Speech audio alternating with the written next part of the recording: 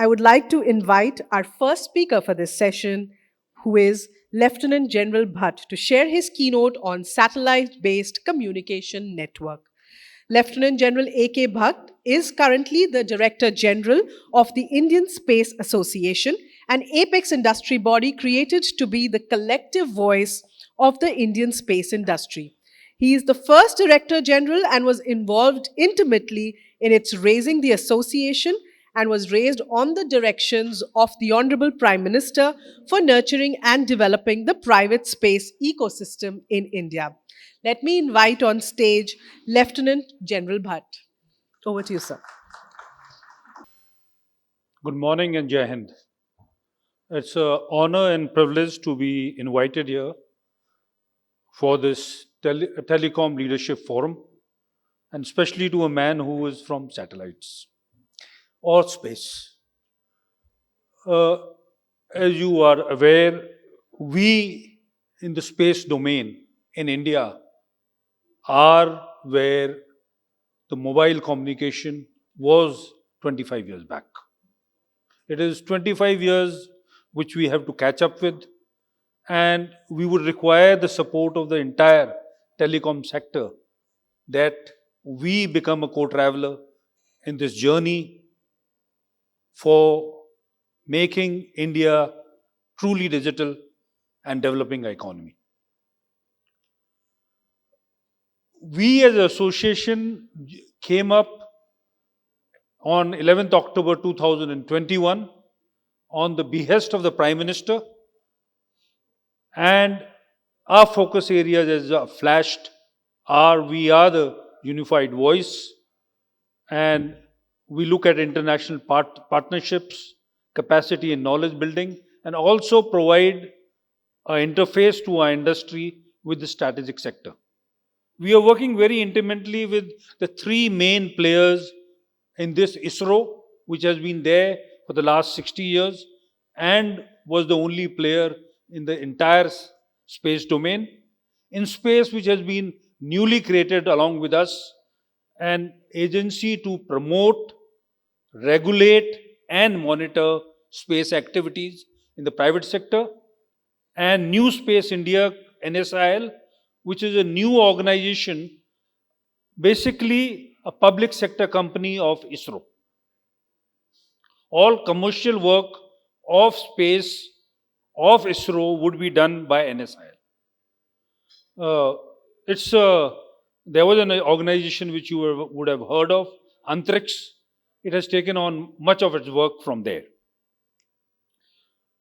These are the four pillars the Prime Minister laid down for us during our inauguration when it took place.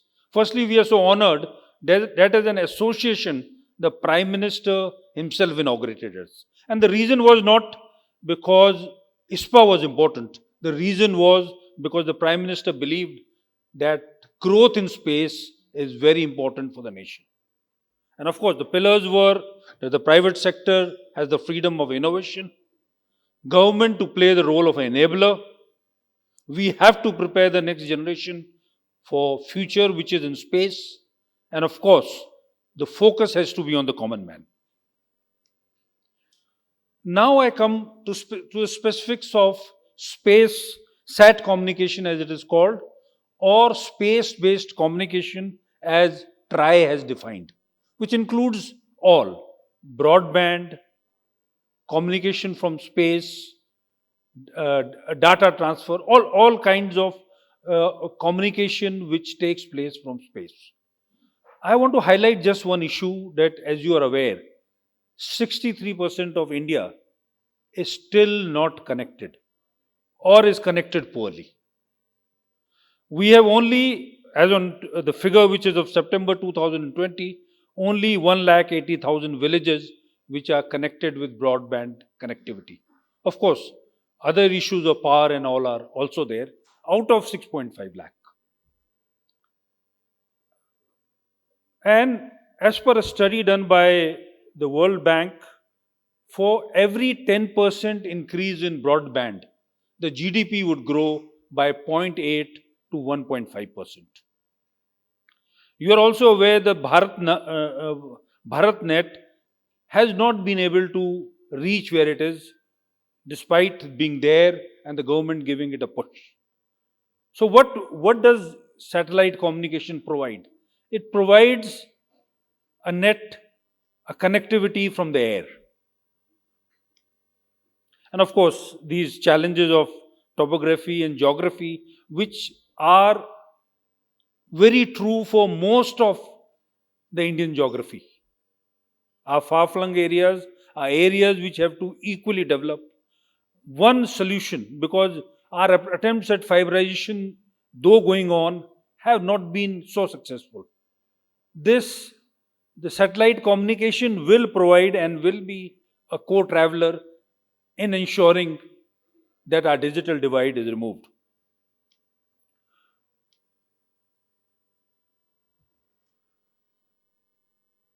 Some of the things what we look at and what would be required for satellite communication to become a enabler would be: one, the USOF funds, which are now primarily for telecom, will need to be also provided to be called a TDF fund, and also be provided to the satellite communication sector.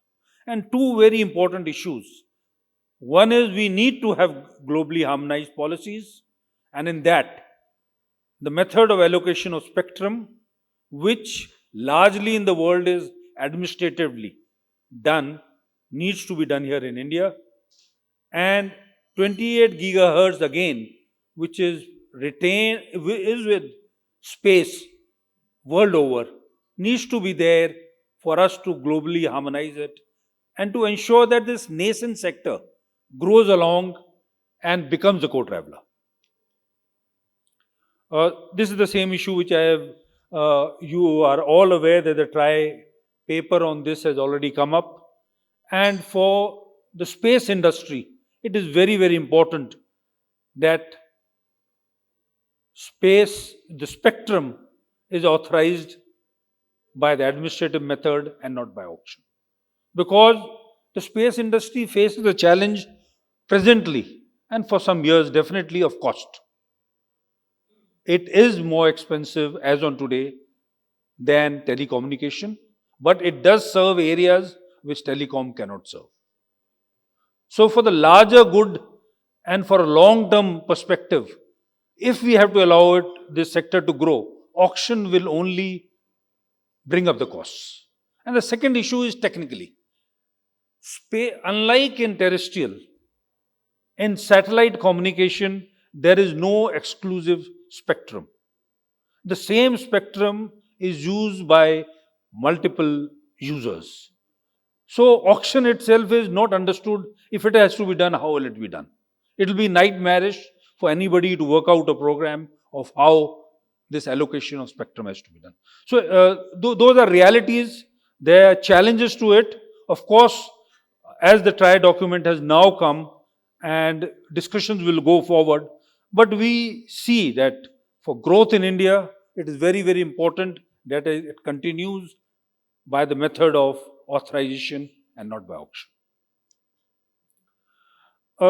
I thought when I stand at the podium today, I would be telling you that the space policy is out and give you the essentials of it. My last call was 10 minutes back. They have not taken it out. And why I was being so confident is because the cabinet has approved it. This has been announced. And 16th and 17th, again, the ISRO chief has mentioned that it is all ready and we are going to take it out in the next 1 or 2 days. The department tells me, hopefully, by the end of today, most probably this policy may be out.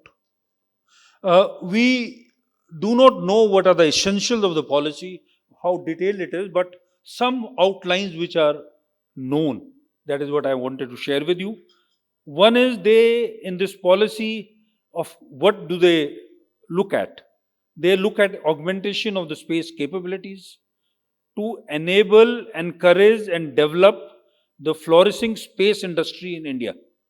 Basically, the focus of this policy is that non-government entities, which means industry, startups, and even public sector companies would now be able to do activities in the space domain. Till today, as per the existing policy, space is the domain only of the government, and that is ISRO, and a little bit by DRDO. So, what this policy aims to do is clearly delineate the roles and responsibilities. What would be ISRO's responsibilities? What would be this in-space organization responsibility? Primarily, in space is the interface between ISRO and all private sector. It will be responsible for promotion, authorization, regulation, and everything. And like I said, NSIL will be there to handle the commercial aspects of ISRO's missions. This is what is going to definitely come in the policy. And these are the sections where now private sector will be allowed to operate. So one subsection of it, previously SATCOM policy was what was being talked of. Now there is no SATCOM policy. It is the Indian Space Policy 2023, which will have a subset called the details of satellite-based communication. And others are remote sensing, then is navigation services, and other segments like space situation awareness and others. What would be there in communication? What we envisage is that private players will be allowed to have satellites or satellite constellations in GSO oblique NGSO. NGSO means the medium Earth orbit and the low Earth orbit. They will be allowed to establish ground stations for telemetry, for communication. They will be allowed to use Indian and non-Indian orbital resources. Presently, of course, we use a lot of non-Indian orbital resources. They will be allowed to make ITU filings for new orbital resources and, of course, offer capacity for commercial use and societal communication services. They would also likely to define the role of Department of Space, which would be to look into the strategic sector and, of course, enable the private sector, especially in filings, and also for the entire monitoring of how space would be used and orbital resources would be used, would be a function between the Department of Space and the Department of Telecommunication. Because allocation of spectrum in India would continue to be the domain of the Department of Telecommunication. I finish here, but the last message I would like to convey to the telecom industry is that we in space, or the space domain, which is very large. It starts from launch vehicles to satellites to applications which are in the downstream. In all, we will and are prepared to be co-travelers. We are the younger brothers who have to be supported by the telecom industry. And it is why it has to be done, that it is important that India continues to be a lead global player.